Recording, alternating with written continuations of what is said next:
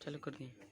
देखिए भाई, आज हम लोग वर्ग 8 में ही बीजीय व्यंजक मतलब बीज गणित में हम लोग शुरू कर रहे हैं। इसमें सबसे शुरू में जो जो चीज़ें हैं वो बता रहे हैं। पहला है कि बीजीय व्यंजकों का गुणा एवं सर्वसमीका है। इसके अंतर्गत जो 7वां चैप्टर है आपका, वो उसका नाम है बीजीय व्यंजकों का गुणा एवं सर्वसमीका है। तो सबसे पहले हम लोग बीजीय व्यंजक को जानेंगे कि बीजीय व्यंजक होता क्या है।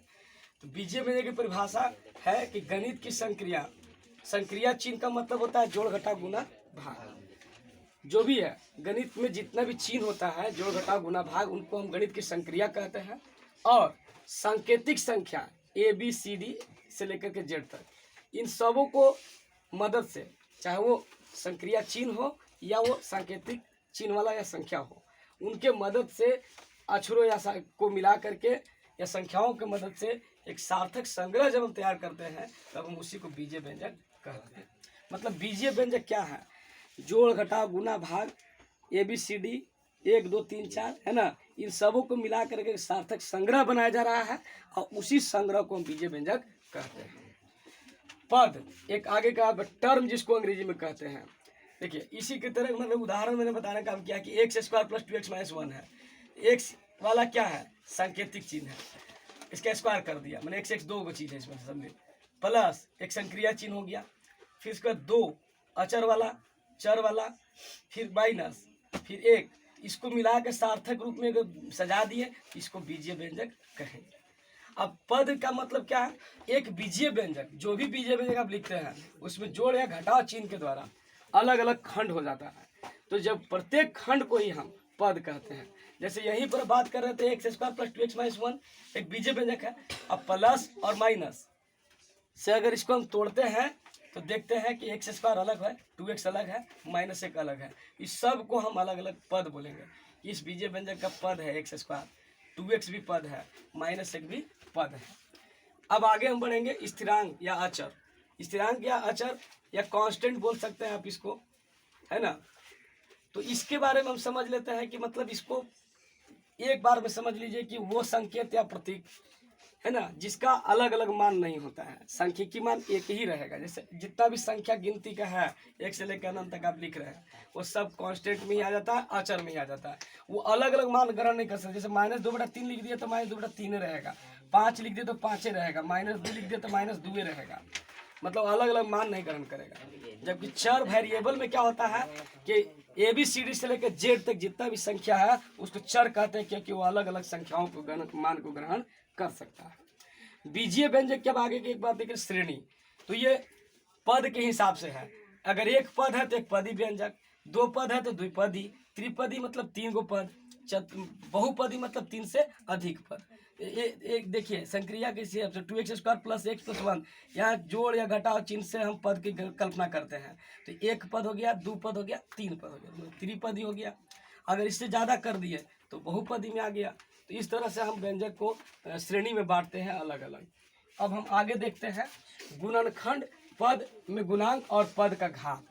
तो गुणनखंड का मतलब क्या हो गया कि जो पद दिया जा रहा है बीजीय व्यंजक के जो पद है उसको गुना के द्वारा सभी को चार अचर को तोड़ देना ही गुणनखंड है। जैसे मान लीजिए किसी में पद दिया है 2xyz, तो इसका गुना के रूप में अगर तोड़ेंगे तो हम क्या कह सकते हैं? हम क्या कर सकते हैं? 2xyz, 2 अलग होगा, x अलग होगा, y अलग होगा, z अलग होगा। गुणांक का मतलब है प्रत्येक पदों में अगर हम देखें, जैसे किसी बीजीय व्यंजक की पद दी गई है, उस पद में अगर हम देखते हैं प्रत्येक पदों को गुणनखंड कर देते हैं और गुणनखंड करने के बाद शेष गुणनखंडों को जिसका गुणांक बोलना है उसको अगर ढक करके दूसरे चीज़ों को गुणनखंडों को हम कल्पना करते हैं, बताते हैं, तो गुणांक होता है। जैसे उदाहरण के रूप में समझिए कि x² + 5x + y में अगर मान लेकर आपसे कोई पूछा कि 5x वाला में 5 का बताइए गुणांक क्या होगा, तो 5x का ई पूरा पद में 5x का गुणनखंड कीजिएगा तो 5 अब x होगा, तो 5 को ढक लिए तो बचा क्या? x। तो शेष वाला जो बचा उसी को हम उसका गुणांक है। अब x का पूछेगा तो x को ढक लेंगे, बचेगा क्या? 5। तो इसलिए x का गुणांक 5 होगा। अब x² में पूछेगा तो x² का जब आप गुणनखंड कीजिएगा तो x² का तो 2 हो जाएगा, x × x। तो आपको कोई पूछेगा कि इसमें x का गुणांक बताइए तो एगो x ढक लीजिएगा, एगो x बचेगा ना, तो इसका मतलब क्या हो जाएगा, x का गुणांक पूछेगा तो x ही होगा। अब यहाँ y का गुणांक पूछेगा तो कुछ नहीं है तो 1 है छुपा हुआ, इसीलिए हमने लिखा है कि x का गुणांक x। 5 का गुणांक अगर पूछा तो आप बताइएगा x, और x का गुणांक पूछेगा तो आप बोलिएगा 5, है ना। किसी पद में y का पूछेगा तो 1 बताना है, तो वही डिफिनेशन लिख देंगे, किसी पद के कोई गुणनखंड को उस पद चिन्ह के साथ शेष गुणनखंडों के गुणनफल का गुणांक कहा जाता है। उदाहरण से अच्छा समझ सकते हैं, कोई में जैसे मान लीजिए 3x² YZ है, अब पूछा कि 3 का गुणांक बताइए, तो 3 ढक के जितना बचा x² YZ सब क्या हो गया, गुणांक हो गया। अगर कोई पूछा कि x² का गुणांक बताइए तो x² ढक देंगे, क्या बचेगा 3YZ, ये गुणांक हो गया। कोई पूछा z का गुणांक बताइए तो z का गुणांक क्या हो जाएगा 3x² YZ हो जाएगा, y तक होगा। समझ रहा है। तो अब पद के घात, पद का घात का मतलब है कि जो पद दिया जा रहा है उसका घात, जैसे x² YZ है तो यहाँ 2 हो गया, यहाँ 1 छुपा रहेगा, यहाँ 1 छुपा रहेगा, सबको जोड़ करके यहाँ घात बोला जाता है। व्यंजक का घात कहेगा तो जो सबसे बड़ा मान होता है उसी को व्यंजक का घात कहते हैं। जैसे मान लीजिए कि अगर x³ प्लस 3x² प्लस 5 का अगर घात किसी ने पूछ दिया तो यहाँ पर आपका जवाब 3 होगा। जो सबसे बड़ा होता है वही इसका घात होता है, लेकिन पद का घात पूछ रहा है तो इसके सबों को जोड़ करके हम इसमें पद का घात बताते हैं। जैसे यहाँ पूछा 3x³ y² z, तो यहाँ पर क्या हुआ 3 2 5 अब 1 6, इसका घात कितना हो जाएगा 6 हो जाएगा। लेकिन व्यंजक में जो महत्तम मान होता है वही उसका घात होता है।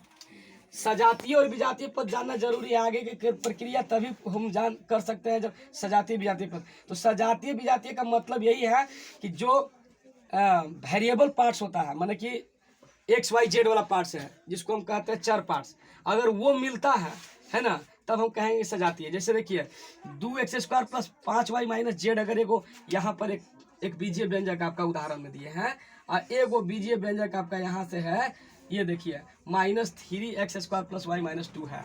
अब इन दोनों में बोला गया कि सजातीय छाटी है, तो देखिए x² अब x² है ना, ये वेरिएबल पार्ट्स मिल रहा है ना, इससे मिले या नहीं मिले मतलब नहीं है, मतलब है जिसमें संकेतिक या अक्षर वाला चीज मिल रहा है कि नहीं मिल रहा है, ये दोनों मिल रहा है ना, तो 2x² और -3x² को क्या कहेंगे, सजातीय पद कहेंगे। क्या कहेंगे, सजातीय।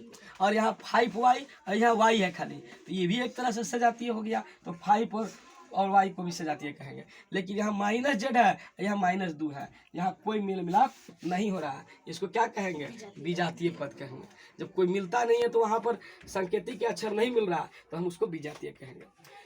बीजीय व्यंजक का जोड़, अब यहाँ ही से शुरू हो जाता है आपका पाठ। तो जब आप सजातीय विजातीय समझ जाइएगा तब आप जोड़ सकते हैं। कैसे जोड़िएगा, तो अब देखिए अगर एक जाति का है तब तो कोई दिक्कत नहीं, जैसे 2x² plus -3x² plus x² है, तो आपको क्या करना, प्लस माइनस तोड़ दिया, माइनस हो गया। अब देखिए सबका एक ही जाति का देख रहा है, सबका चर वाला जो भाग है ना x² है, मतलब एक जाति का है, तो ये इसको सबको एक ही चीज लिख देना। अब देखो प्लस, इसमें भी प्लस वाला को एक साथ जोड़ना है, तो 2 अब 1 3x², और इसमें से फिर -3 तो दोनों कट के क्या हो गया 0 हो जाएगा। अब यहाँ देख रहे हैं दूसरा एक उदाहरण, x² प्लस 5x प्लस -2। अब यहाँ देखिए ना तो इसमें ई मिल रहा नहीं मिल रहा, कोई नहीं मिल रहा, तो उसको नहीं मिलने पर वैसी को वैसी चिन्ह के साथ हम लिख देते हैं, जोड़ने की प्रक्रिया उसमें नहीं होती है। 2 पदों वाला का अगर कोई दे देगा कि 3a plus b plus -a - b करिए, तो पहले इसको इस सजातीय वाला के एक साथ लाइएगा, 3a - a हो गया, आई b वाला का एक साथ लाएंगे b - b, तो b - b तो हो गया 0, और 3a में से a जाएगा तो 2a, तो बचेगा कौन चीज 2a बचेगा। समझ रहा है। तो इतना आज बता दिए, कल से एक्सरसाइज चालू करेंगे।